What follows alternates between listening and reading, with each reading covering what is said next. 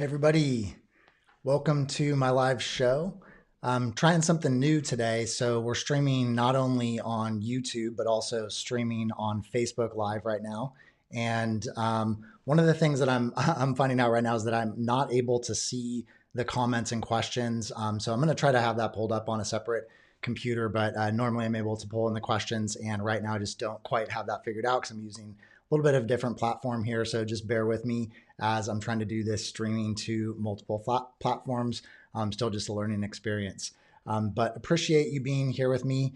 We did also change the time for the live show. So we were having shows at 6 p.m., but a lot of people commented that that was too late for them if they were on the East Coast or over in the UK. So we changed it to 4, and I'm hoping that's also a little bit better for the winter time. Today's show is going to be about how to foster student autonomy using choice boards and genius hours. And I wanted to talk specifically about this topic because we're rolling into a new year. And although it's not a total refresh, it is a good time to start mixing things up. And this was something I addressed in the show a couple of weeks ago when we looked at how to strategically problem solve with technology. And one of the big problems that comes up is around engagement. And a major source of engagement issues sometimes can be students sort of feeling like they have to do things, like what they're asked to be doing in school is being dictated to them. So we're really trying to open things up for students, to give some students choice, to make them feel like they have more power in determining the path of their education. And so I think putting into place some choice boards, genius hours, can be a great move to make in the second semester. So before we get started here, I just want to mention, if you're new here, my name is Sam Carey. I am the founder of the new EdTech Classroom. To show your support for this video, you can hit the like button, share it with other teachers that you know. And if you haven't subscribed to my channel, you can also do that as well. And if you're a school leader listening and you are interested in some support with developing and implementing a school-wide strategic technology integration plan, there's a link below to New EdTech School. I'd love to talk with you. And if you're a teacher looking for support with strategic technology integration, there's also a link where you can book a free call with me as well to just talk about how I might be able to help. So without further ado, let's jump in and let's talk here about how to foster student autonomy with choice boards and genius hours. So today we're going to start by talking about why we even want to do this. And I know I already mentioned that engagement can be a reason why we might want to offer choice. But there's also, more than just engaging students. When we offer students choice, we're also building their sense of autonomy. We're helping them feel as though they're in the driver's seat of their own education. And when we offer students choice, we're also building metacognition skills. We're asking them to make a decision, and sort of inherent in that, they're building some self-awareness skills and starting to choose the direction of their own learning. And offering choice can also just be a way, I know I mentioned engagement, but just kind of in fostering a sense of one's own inherent interests. And we'll talk about that a little bit later, particularly when we talk about genius hours. So we're going to look primarily in this live show at how to do this and sort of big picture how to do it. You can do it with a Google Docs or Google Slides or PowerPoint Word document. That doesn't really matter. Choice board. So I'm going to be showing you several different types of choice boards in this show. And one of the major recommendations that I make is that when you start giving students choice, that you start by giving single variable choice assignments. So I know when I first heard that offering students choice is a good idea, that seemed like a pretty daunting idea. And sort of the first thing that came to mind is, wow, I have hard enough time as it is just getting through my curriculum. And now you want me to ask students to choose what they want to do? That just seemed like overly burdensome to me. But you can still maintain your curricular map, your path, still do what you plan to do if you integrate single variable choice assignments. So we'll look at some different options for that today. And once you kind of build your comfort level with that, you can also start to offer more open-ended choice-based assignments. And so at the end of this show, we'll talk about what that would look like. And those would come more in the forms of a Genius Hour. If you're just coming on today, we're talking about offering students choice and how to foster student autonomy with choice boards and Genius Hours. And I also did mention that I'm streaming now to 2 platforms, Facebook and YouTube. And in that process, I seem to have lost my Q&A. So I'm apologize for that. For the Q&A at the end, though, I will still try to hop onto my other computer here and see your questions and pull those in at the end. So if you have questions, please continue to put them in the comments and I will check my other computer at the end and answer those. All right, so today I'm going to show you 4 different types of choice boards. And each of these is a single variable choice board. So what I mean by single variable choice board is that the teacher is essentially going to control, if you will, the rest of the variables, and you will be giving students choice about one of these variables. So one variable that we can build a choice board around is a choice board where we are giving students the ability to choose how they are going to learn information. And we'll look at an example of that in a moment. We can also give students the choice to choose where they would go about learning that information. And that's pretty similar to the first one. Then we can also give students the choice to choose what they want to learn. And lastly, we can also give students the ability to choose how they want to show what they've learned. If you can think of other ways that you've offered choice that don't fit into these, you can also put those in the comments. That would be great to hear. Okay, and then like I mentioned at the end, we'll get to Genius Hours, and Genius Hours is actually going to flip that on its head. So whereas with choice boards, we're giving students one choice variable, we're going to turn that completely around. And with a Genius Hour, the teacher is really only going to control one choice variable, and then the rest of the variables would be given over to students. So we'll talk about that at the end here. All right, so we're going to start by talking about how you want to learn choice boards. So this first choice board, and by the way, all the choice boards that I'm showing here are linked in the video description, so you're free to check them out. The majority of the hyperlinks are live as well. There might be a couple that take you to some old links or something that don't quite work, but feel free to grab these, make a copy of them, and use them as you would like. So this first one is really focused on modes of learning. And so what I'm doing here is offering students the choice to learn about a topic that I have chosen, right? That's my curriculum is dictating, right, that we need to be learning about Hinduism. And I'm also going to be choosing ultimately how they're going to show their learning. So they're going to need to answer specific questions about Hinduism that I've already come up with and that I'm going to be providing them. But what I'm going to offer students is the ability to choose how they're going to learn that information, specifically the mode of learning. So when you're going to offer students different options for modes of learning, you really want to emphasize including different learning modalities. So you'll notice on this choice board that I'm offering students a text set, right, with Newsela so that they can read that information. There are a couple of Khan Academy interactive lessons that they could go to learn about Hinduism. They can also go to our online textbook if you have something like that that has a read aloud function. So if they prefer to have the information read aloud to them, they can do that. And then I also put together a YouTube playlist that they could go watch to learn more about Hinduism. Now, you'll notice as well that I did include a option here, which is something you can give to students if you want to offer a little bit more open-ended choice, and that is to do a Google search. Notice that I am giving some parameters around what that would look like. So I'm telling them that they need to parallel search with at least 2 to 3 sources. So if you're going to offer something like, hey, just go open search on Google, you definitely need to either do some instruction beforehand about how to do that appropriately. And you also might want to consider holding back on that option actually, and having students go through the sources that they've already identified and then go to Google at the end to kind of fill in any of the gaps. Something else you can do to continue to build self-awareness with a choice board like this is on the questions that you ask students that they are going to need to fill out to show what they've learned. You might also ask them what learning modalities seem to work better for them. And that's just going to help build their self-awareness. It's not that a student can only learn by watching videos, but maybe they learn, hey, I did pretty well. I got that information a little bit better when I had that visual cue, or I really liked listening to the read aloud. So if you add those reflective questions in there, then that can also be a way to help them build self-awareness and make this into an activity that develops metacognition skills.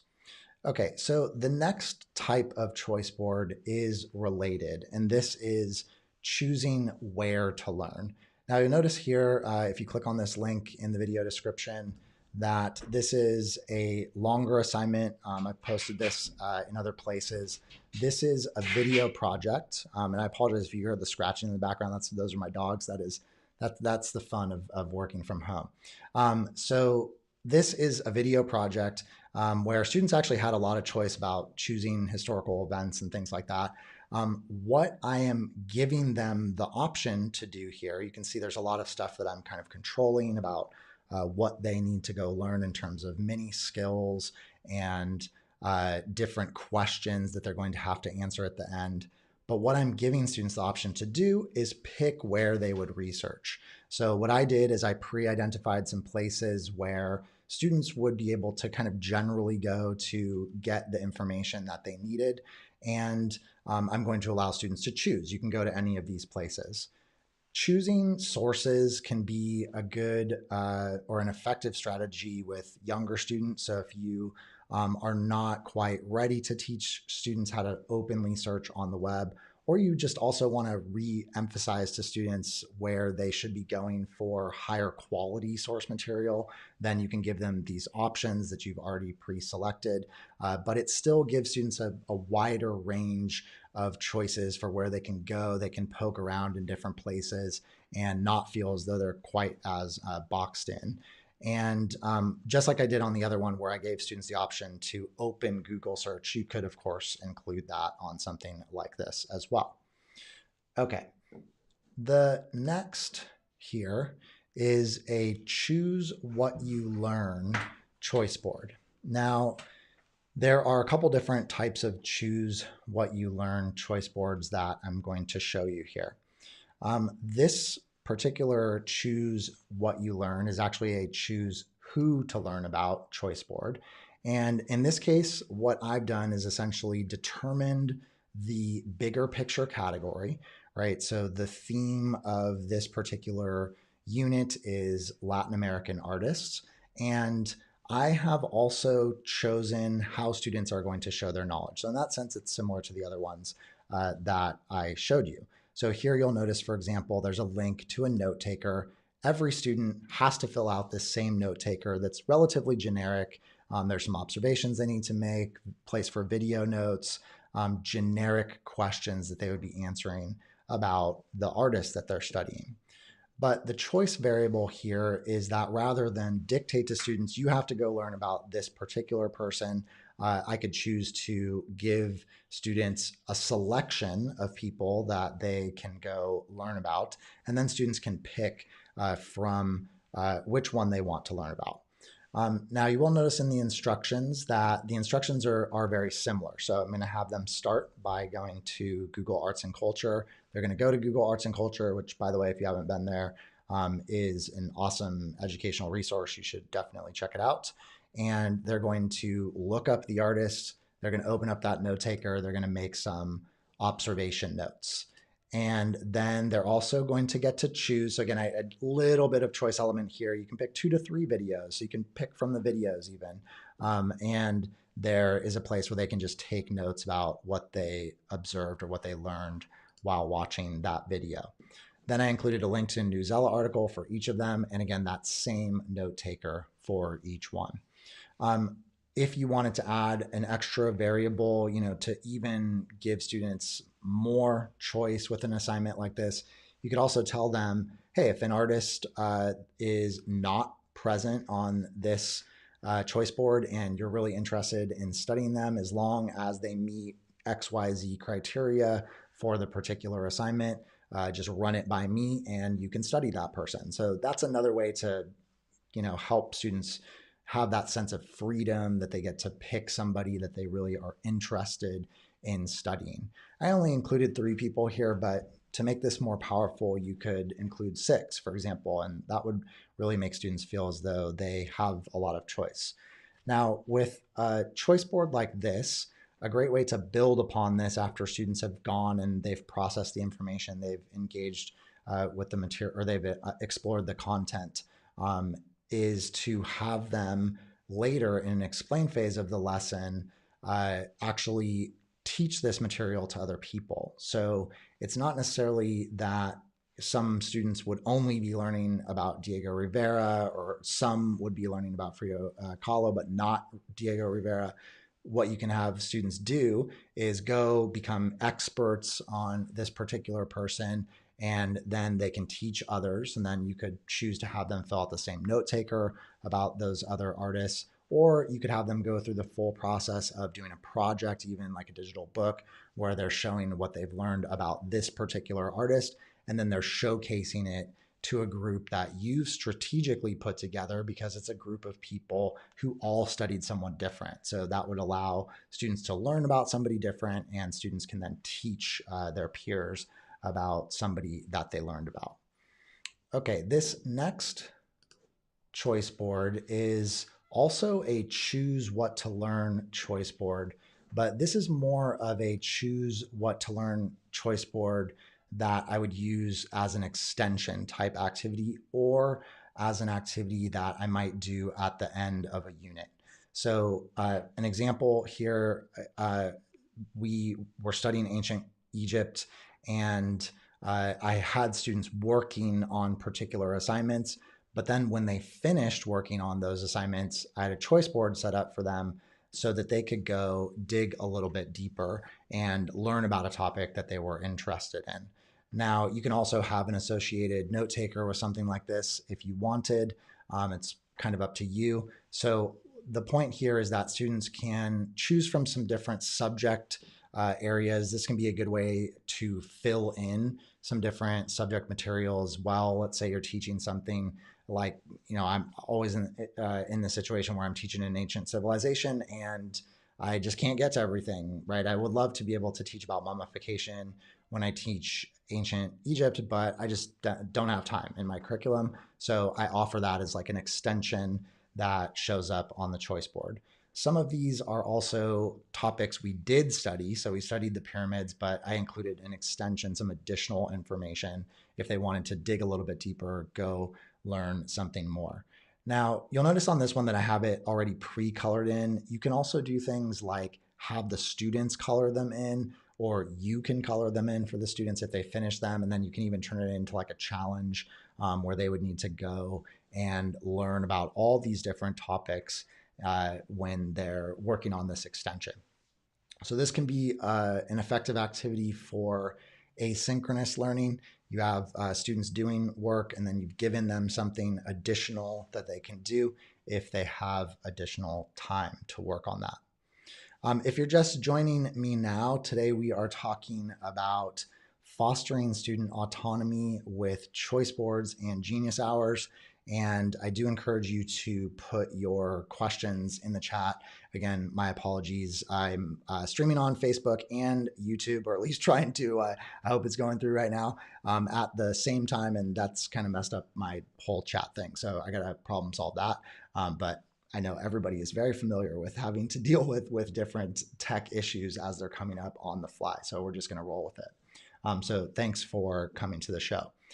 So we just looked at choice board for giving students the option for what they, or how they want to learn, different modes of learning, choosing where they would want to learn information.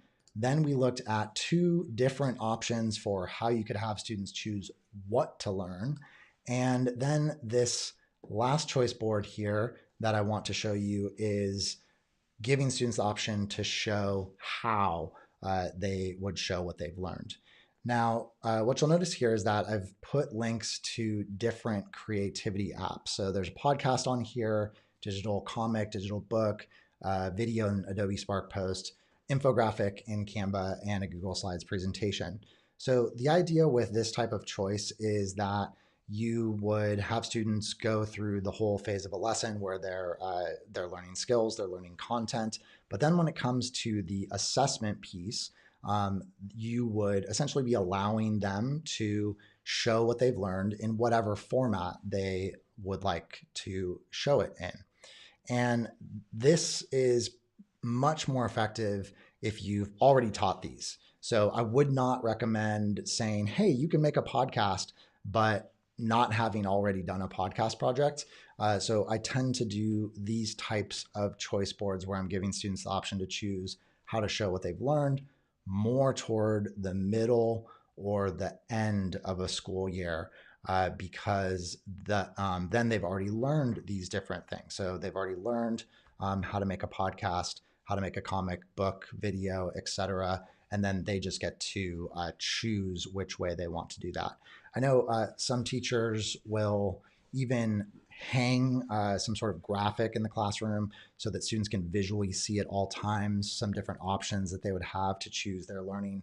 And some also gamify this so that you don't just have students always making a Google Slides presentation over and over and over again, but they have a goal of trying to show what they've learned over the course of a quarter or semester by using some different ways of showing that learning.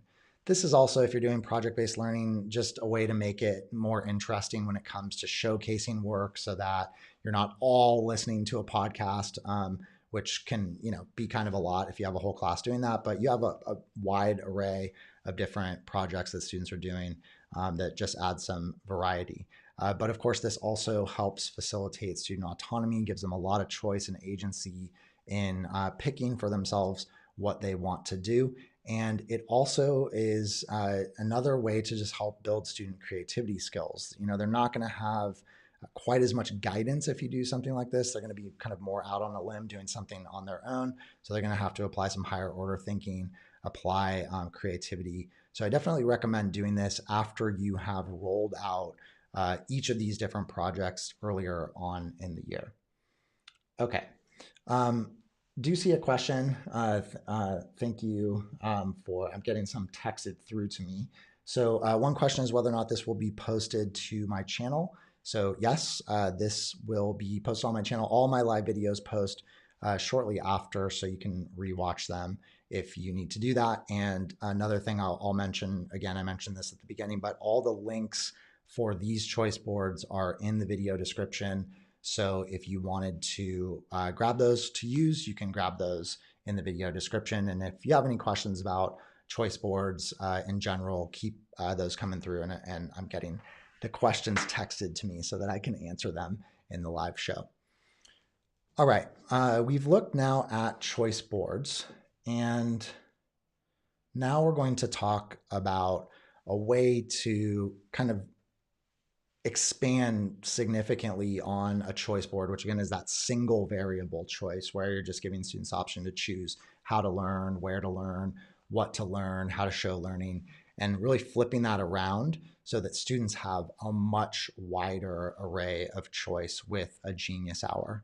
Before we get to this, I do have a few questions here. Okay, so Anne, where can we find these templates?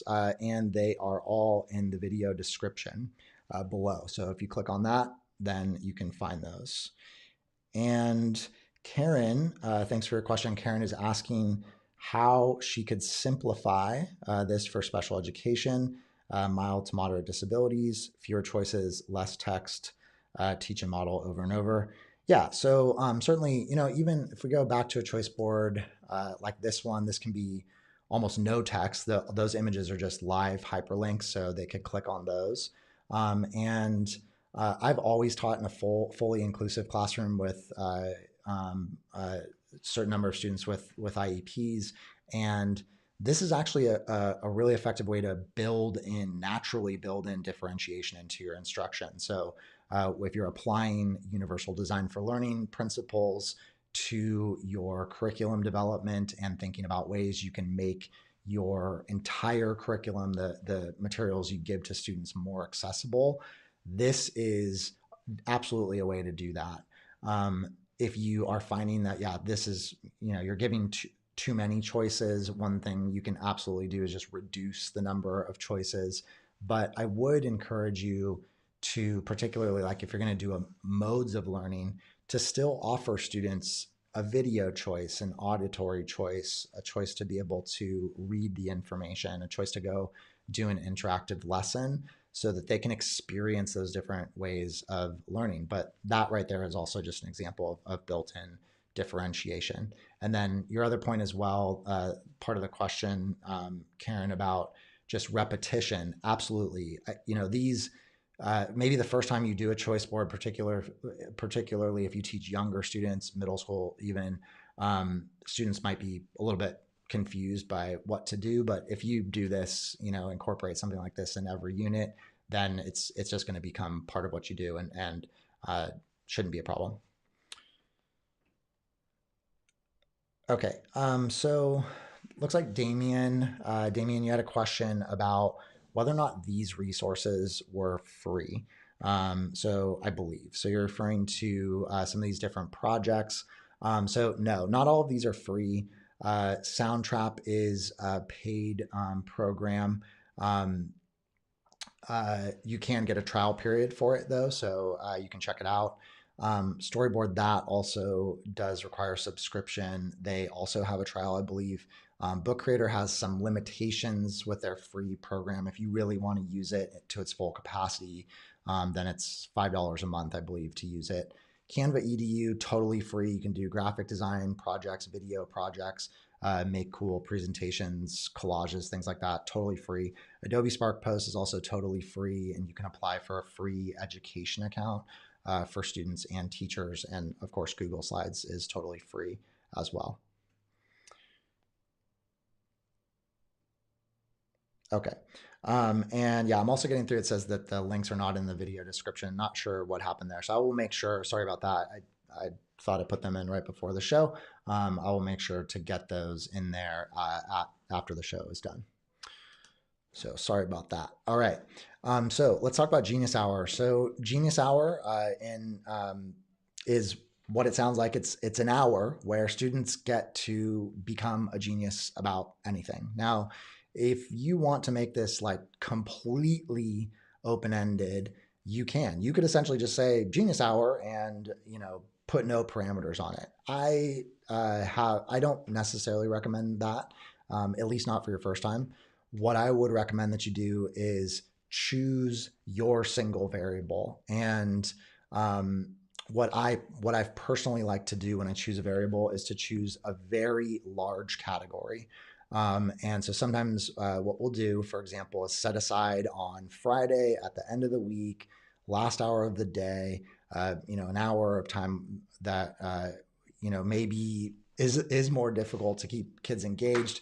So you're going to pick that as a time where I'm going to give students a lot of choice right now to do what they want to do.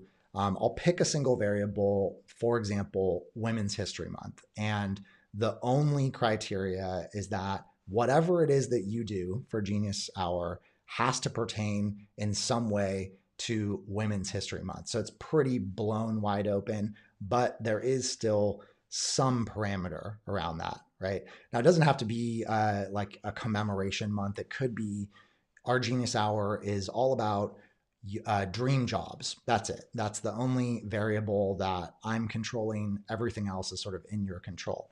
Now, when I say everything else is in the student's control, I still do recommend trying to give students some sense of structure, particularly so that they understand that there are certain benchmarks that they would need to hit in order to progress, because you do still want them to ultimately produce something and have them showcase that back to the class. And when I've tried to do Genius Hours without any kind of structure, then sometimes I have groups of students that haven't produced anything. Oh, and that's something else too. Even with Genius Hour, I will allow students to work on your own, work in a partnership, work in a group. I might put limits on that you can only have a group of 4, but I still keep it pretty loose and open-ended. When you're in the classroom, choose where you want to sit. So it's a really kind of wide open time.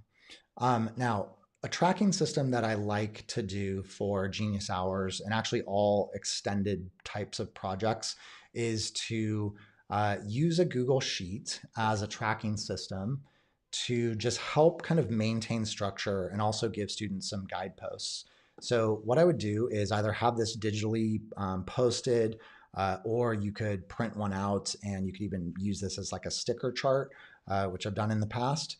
And on on this row, you would have team names. So here you would put the team names or the group names, whatever that's going to be.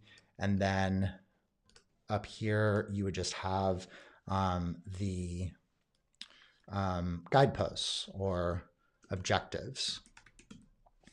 So what you would be doing for these different objectives is just giving students a very general overview of something that they needed to complete here.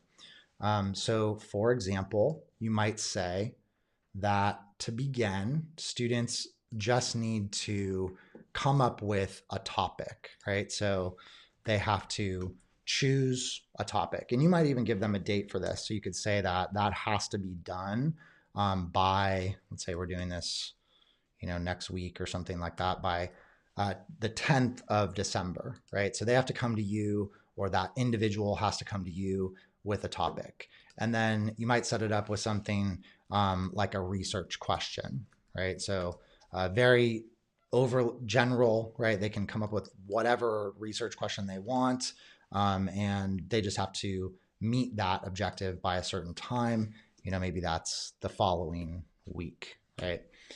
So what you can do is set up a tracker like this to still keep students on track. And students love, even if you teach older students, they love tracking and seeing visually where they're at as an individual or a team, and putting the sticker up, or putting this up as like a leaderboard on your learning management system that's view only, and people just get to see kind of where everybody is at.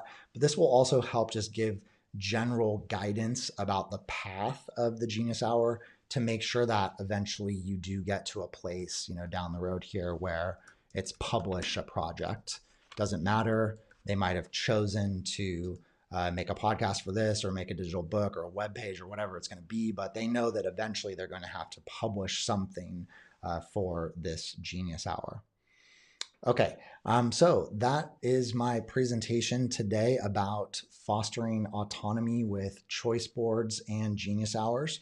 And again, if you are just joining me now, I do apologize that today I'm having some technical difficulties with getting the chat going in front of me. So I'm getting the questions texted to me, so I'm not going to be able to pull them in the same way, but I am still going to be answering your questions as they're coming in. So if you have any questions, please make sure to drop those into the chat. Okay, so Damien is asking, for choice boards, what do you do so students can't alter or delete the links from the choice board? So yeah, you can, if you want, you can set this all up with master slides. You can make it in a Google slide and set it up so that it's a master document, so that there's uneditable sections. I never do that personally. And this is even, with sometimes students that might do something like delete, a link, but I've just never found it really to be that much of a problem. And if they delete the link, I have my own copy of the document, so I can very easily just, show them, hey, this is what it's supposed to be. I have even, had a conversation with the parent before where I've had to show side by side, like, hey, this is the master document that I created, and this is the one that your student changed and manipulated. But the percentage of students that have done that is so minuscule that I don't think it is something that you should be overly concerned about. And ultimately the idea is we're trying to provide students also something that's interesting and engaging for them. So if that is happening, you might want to also just, do some more inquiry about what might engage that student or interest that student, so that they're not deleting the link off the choice board.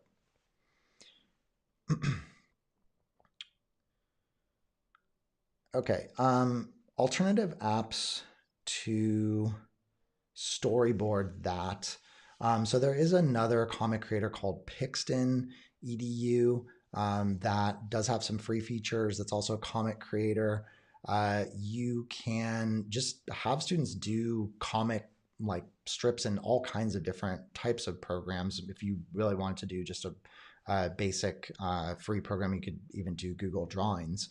But in terms of the ones that I really like that are the high quality comic creators like Pixton, EDU, or Storyboard that, to get all of the features where you can manipulate the characters' faces and like body position and put different layering and things like that. I'm not aware of any that are totally free. If anybody is, then definitely drop that in the chat. I'd love to hear about that. Okay, and then another question, I think this is also from Jennifer, perhaps, recommending a writing whiteboard tool, if that's the question. So there are several whiteboard tools I recommend. It depends on the type of whiteboarding that you're trying to do. It's a little bit out of the purview of this show, but actually can definitely just do a whole separate show about digital whiteboards.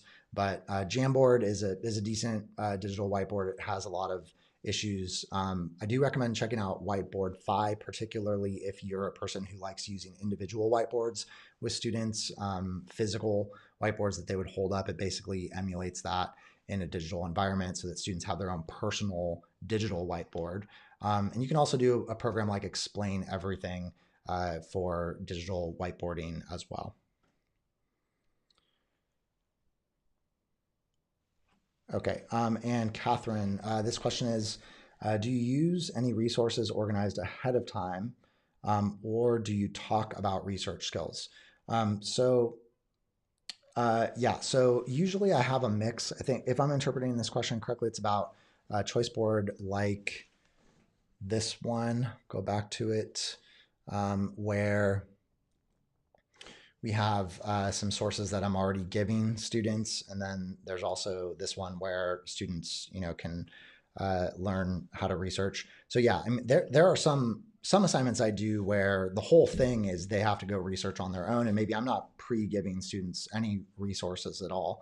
There are other times when I want to offer choice and I want students to explore different places, but I also, in that instance, maybe don't want to spend a lot of time having to deal with students going to ask.com and Wikipedia and just a variety of different places, and kind of have to negotiate that.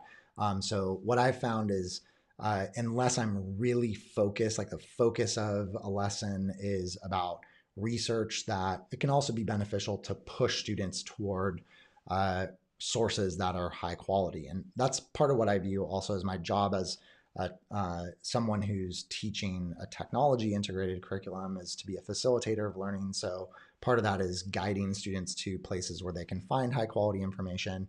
And then of course there's another element of that, which is guiding them and how they can do that on their own. But that tends to be a bigger project. And one we have to do, but I'm not always doing that, showing them, how to research. Okay, and just one last thing about the research goals. So you can also build that kind of thing into an assignment. So here, actually on this assignment, this is not so much research skills, but well, actually, no, it is sort of. This is paraphrasing or using direct quotes. So what I had students do here is do a mini lesson where they have to go learn about these different ways of using evidence, and then also a mini lesson on how to cite sources. And then when they're actually answering the questions down below, using these different resources, when they're answering the questions, they had to include one paraphrase, a direct quote, and they had to cite the source. So that's how I'm also integrating some research skills in here. Even if I'm controlling the sources where they're going, they're still practicing good practices for how to use evidence, how to cite sources. Okay, so this question is from Kathleen, and Kathleen is asking if I formally include student evaluation on ChoiceBoard, self-evaluation on ChoiceBoard activities, and if so, what process do I recommend? It depends. So if students are doing a final project, I pretty much always have them do some sort of self-evaluation where they have to reflect on what they learned, what was difficult for them about that particular assignment, what they might do differently the next time.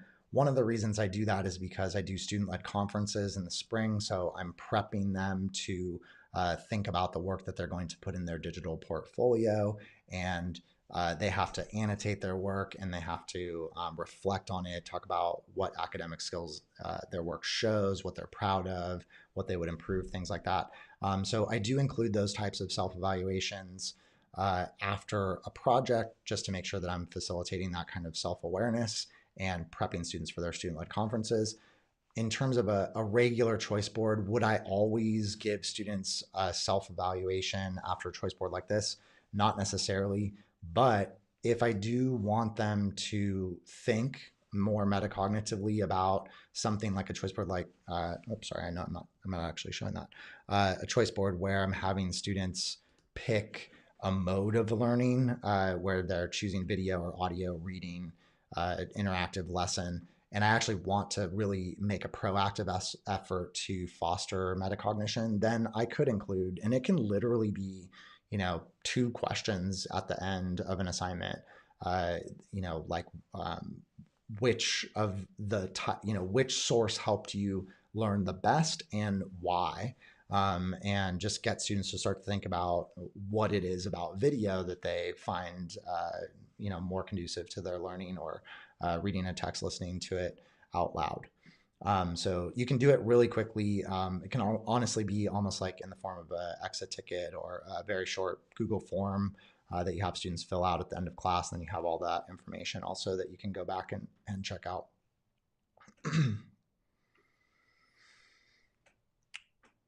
Okay, Chris is asking what program I would recommend for assessing short answer questions. Any alternatives? So I'm assuming this question is about, if you're not giving students, say, a Google Forms quiz or something that can be auto-graded, or a quiz through Socrative, how you would go about assessing short answer questions. And I don't have a single answer. There are lots of different strategies that you can use to short answer questions. I like, so one is just that you're essentially commenting, right? And you're target commenting. And if you do use comments, either text comments or voice comments with an extension like Mote, I would highly recommend that you build a bank of those comments, because you're likely making similar comments over and over again. And so that would allow you to just pull from those banks of comments and drop those in.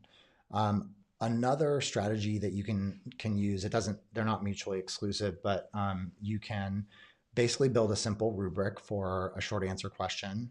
So a rubric that has certain criteria, and then you can mix up who is evaluating whom with that rubric. So I would recommend by having you fill out the rubric and giving students feedback where they are on a 1 to 4 scale of proficiency, telling students something that they did well about the way that they answered a short answer question, giving students some feedback about something that they could improve.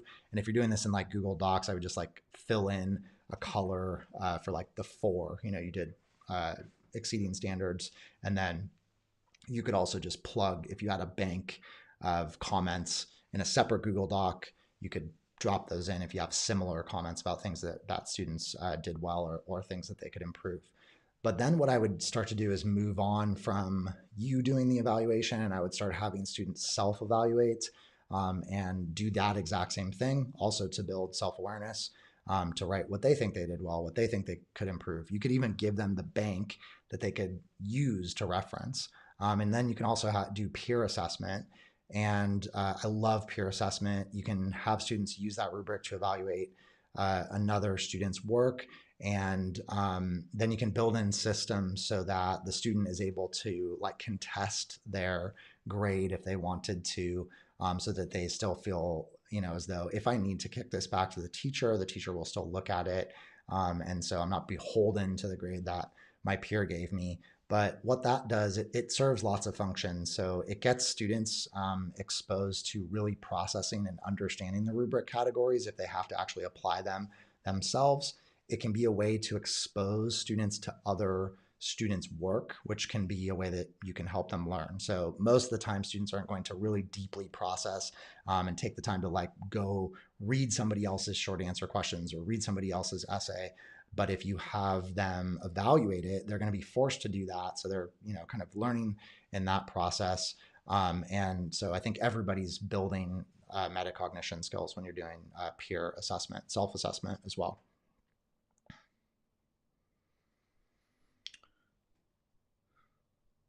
Okay, so this question is from Tracy.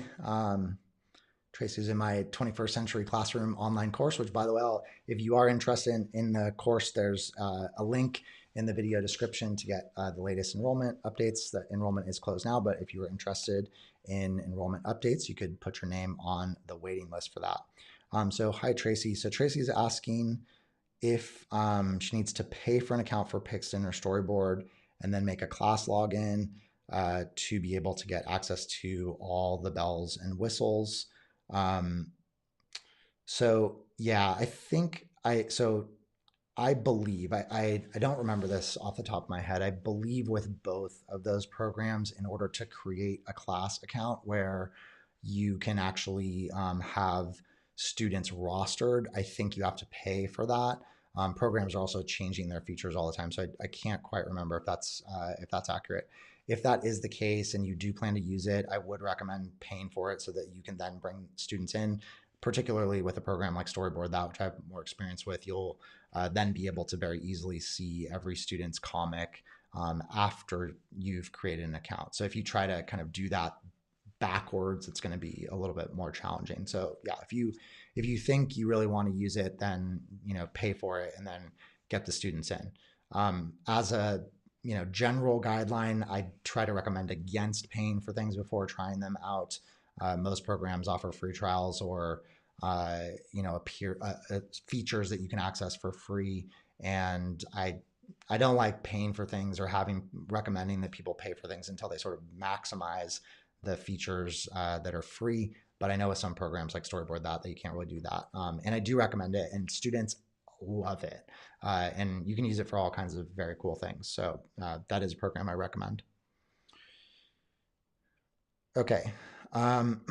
Danielle is asking how I encourage students to work independently during remote learning, low student participation. Yeah, and I know pretty much based on everybody that I'm talking to, not to overly generalize, but this is kind of the central problem that people are facing right now, just low participation and engagement with work across the board. I'm sure lots of people out there also having similar issues.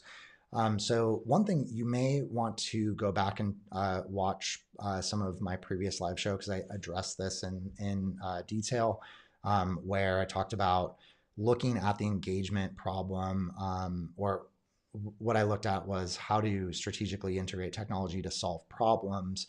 And I used engagement as the primary example because it's such a huge issue. And what we talked about in that show was first trying to identify the root cause. So that's really going to have to be your starting place. What is the root cause? Because logistical challenges, for example, students having limited access to a device, Wi-Fi, space to do work, that's a totally different problem than disengagement.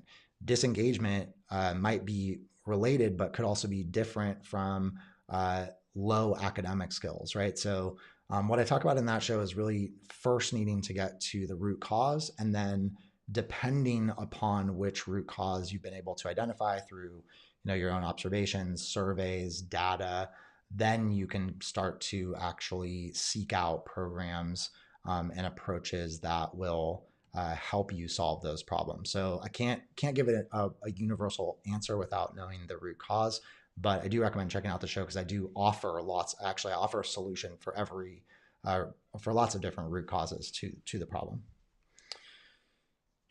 Okay, and Lisette is asking how she uses Adobe Spark with students who are 10 to 12, because when you try to use the program and students try to register, it says that they can only get in if they're 13 plus.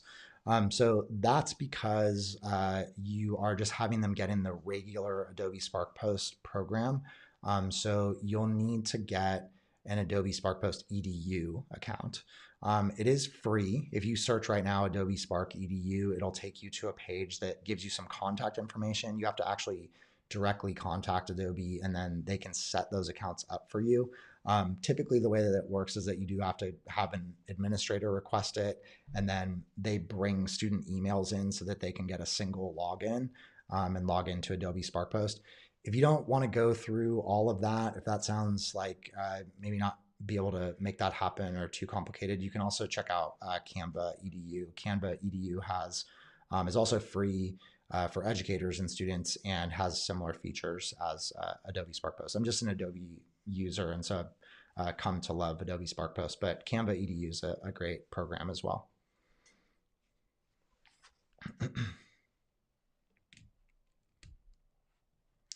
Okay, so I have a few minutes left. If you want to keep asking questions, go ahead. I'm also going to ask some questions, so use this time to answer some questions from some folks who've asked me questions that have come up a lot, either in email or in YouTube comments that maybe pertain to other topics. So one question that has been coming up a lot is about WhiteboardPHI. So I have a tutorial about WhiteboardPHI on my channel. Again, if you're not familiar with it, WhiteboardPHI is essentially a individual whiteboard program. So if you have taught with having students hold up their whiteboards to show you answers in class, and you like doing that, and even if you haven't, I would definitely check out WhiteboardPHI because it's a great formative assessment tool. It has a lot of features that Google Jamboard does not. Much higher degree of control over what's on student boards, what students can erase, things like that. WhiteboardPHI, like pretty much every tech program, has free features and then they have paid features. And a question that a lot of people have been asking me is whether or not a teacher can give feedback onto a student board. You can, but only with the paid version. So if you're looking for something very similar to that, where essentially you have a digital workspace where you can see every student's screen and what they're doing, and you want to be able to jump in and give them feedback, then I would recommend checking out Classkick. So what I'll do here is actually search that up really quickly, Classkick, so that you can see what this looks like. So this is a good alternative. I don't have a tutorial yet about it, but actually you can see right here that you'll be able to see every student's board or screen, and you can jump right in and give them feedback. So it's a really powerful online workspace tool. So if that's kind of what you're going for and you don't want to pay for the pro version of WhiteboardPHI, then you might want to check out Classkick and look for a tutorial about Classkick coming up soon as well.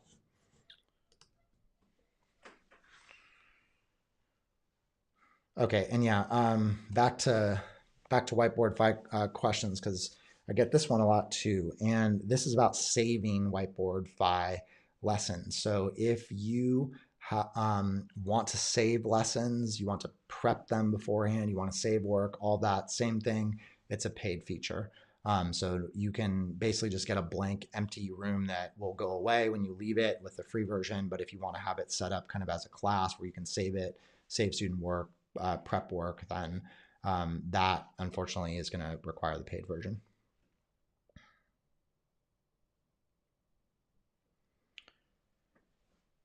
All right. So again, thank you so much for coming to the show today. If you are just joining now, this was my live show about fostering student autonomy with choice boards and genius hours. We did change the live show time from 6 to 4 just to accommodate different time zones and the changing daylight and all of that. If you liked it, please show your support, hit the like button, share the video with other teachers, subscribe to my channel if you haven't yet subscribed to my channel.